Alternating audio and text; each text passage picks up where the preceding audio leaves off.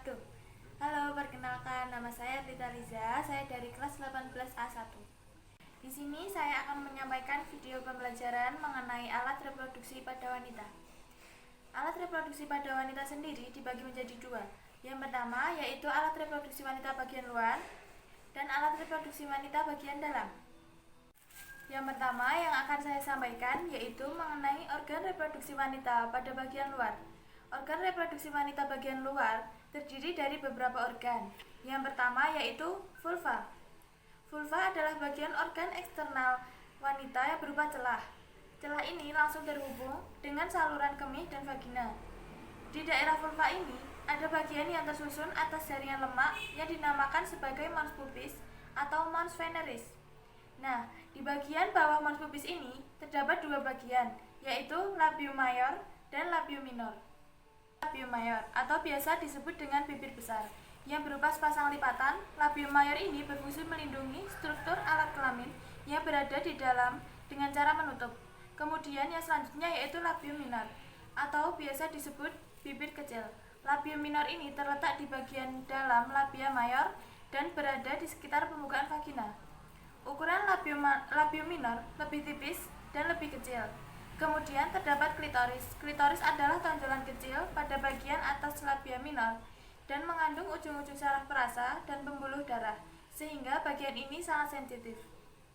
Kemudian, kita akan lanjut mempelajari organ bagian dalam pada reproduksi wanita. Organ bagian dalam pada wanita terdiri dari beberapa organ. Yang pertama yaitu ovarium. Ovarium berfungsi memproduksi sel telur dan mengeluarkan hormon. Ovarium memiliki bentuk lonjong dan berjumlah sepasang. Terletak di pinggang pada wanita, yakni di sebelah kanan dan di sebelah kiri. Ovarium memiliki dimensi panjang sekitar 2 sampai 2,5 cm, lebar 1 sampai 1,5 cm, dan tebal 0,5 sampai 1,5 cm, sehingga ovarium mampu menahan berat hingga 15 gram. Sebelum seorang wanita berada di dalam usia matang, sel telur yang terbungkus folikel akan terlihat seolah-olah mati. Namun, seiring bertambahnya usia seorang wanita tersebut, maka fungsional dan ukuran sel telur ini akan semakin besar.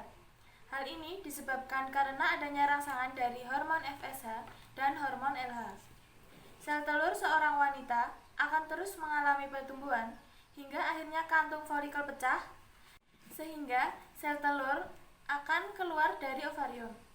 Adapun proses keluarnya sel telur ini dari ovarium dinamakan dengan ovulasi. Organ selanjutnya yaitu tuba falopi. Organ ini berupa saluran yang menghubungkan antara ovarium dengan uterus atau rahim. Tuba falopi berfungsi sebagai tempat berjalannya sel telur dari ovarium menuju rahim saat ovulasi dan sebagai tempat pertemuan sel telur dengan sperma saat proses pembuahan. Kemudian terdapat fimbriae yang berfungsi untuk menangkap sel ovum yang telah matang yang dikeluarkan oleh ovarium. Kemudian ada uterus atau rahim.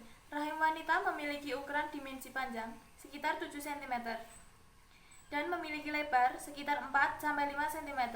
Organ ini berfungsi sebagai tempat berkembangnya embrio menjadi janin. Janin manusia akan menempel pada organ ini dengan ditopang oleh plasenta yang menyediakan kebutuhan si janin selama berada di dalam rahim. Organ selanjutnya yaitu serviks. Serviks adalah organ yang terletak di bagian bawah rahim yang terhubung ke vagina. Salah satu fungsi serviks adalah memproduksi lendir atau mukus.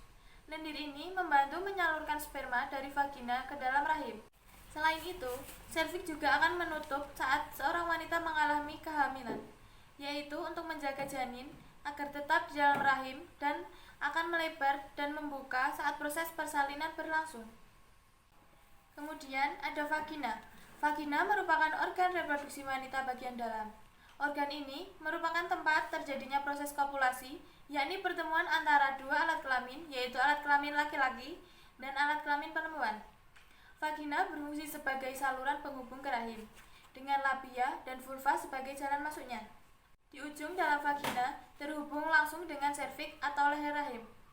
Organ ini berfungsi sebagai tempat keluarnya janin saat proses persalinan berlangsung. Selanjutnya, kita akan membahas mengenai proses oogenesis.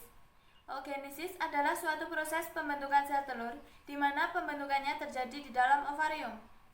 Di dalam indung telur terdapat oogonium yang memiliki sifat diploid, yang kemudian akan membelah secara mitosis menjadi oosit primer atau oosit 1. Kemudian oosit 1 akan membelah secara meiosis menghasilkan satu oosit sekunder atau oosit 2 dan badan kutub 1. Selanjutnya oosit 2 akan membelah menghasilkan sebuah ootit dan badan kutub 2. Kemudian ootit ini akan berkembang menjadi sel telur dan badan kutub yang kemudian akan berdegenerasi. Yang terakhir, mari kita ulas mengenai menstruasi pada wanita. Menstruasi sendiri akan terjadi ketika sel telur tidak dibuahi, maka akan terjadi proses pembuangan keluar tubuh. Pembuangan ini juga bersamaan dengan pembuangan sisa-sisa peluru atau terkelupasnya dinding rahim, atau juga biasa disebut dengan endometrium, yang sempat menebal akibat pengaruh hormon progesteron pada wanita. Jadi, apa yang dimaksud menstruasi sendiri? Menstruasi itu adalah pendarahan atau bleeding secara periodik dan siklik dari uterus yang disertai dengan pelepasan endometrium di rahim. Siklus ini bisa terjadi setiap 21-35 hari dan lama menstruasi yaitu 2-7 hari. Siklus menstruasi ini diatur oleh berbagai hormon, baik yang dihasilkan oleh organ reproduksi maupun kelenjar lain. Beberapa hormon yang terlibat dalam proses menstruasi pada wanita yaitu gonadotropin releasing hormone, follicle stimulating hormone, luteinizing hormone, estrogen, dan hormon progesteron. Yuk kenali dulu bagaimana sih haid bisa terjadi. Dari gambar ini, bagian berbentuk bulat disebut dengan ovarium sebagai tempat penghasil ovum atau sel telur. Bagian ini adalah oviduk atau tuba falopi, tempat bertemunya sperma dengan sel telur jika terjadi pembuahan. Bagian ini disebut dengan vagina. Sedangkan bagian yang sempit ini adalah mulut rahim atau serviks. Bagian yang paling besar adalah rahim atau uterus, di mana tempat adik bayi tumbuh saat sang ibu mengandung. Dinding ini disebut dengan lapisan endometrium yang memiliki banyak sekali pembuluh darah. Dinding ini jugalah yang nantinya akan luruh dengan sel telur saat menstruasi.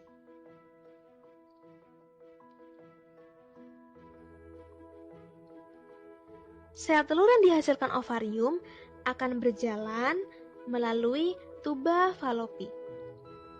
Jika bertemu dengan sperma setelah berhubungan seksual, maka akan menjadi zigot atau calon bayi.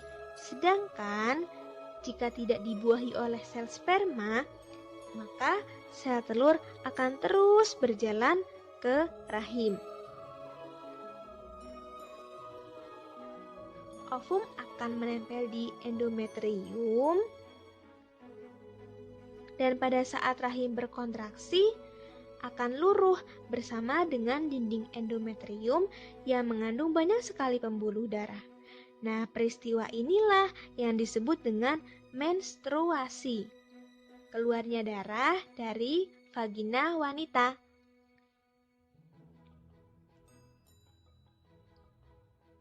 Sekian video pembelajaran yang saya sampaikan, semoga bermanfaat. Maaf apabila terdapat kesalahan kata maupun kekurangan kata, karena sesungguhnya kesempurnaan hanya milik Allah Subhanahu wa Ta'ala. Jadi jangan lupa like dan komen.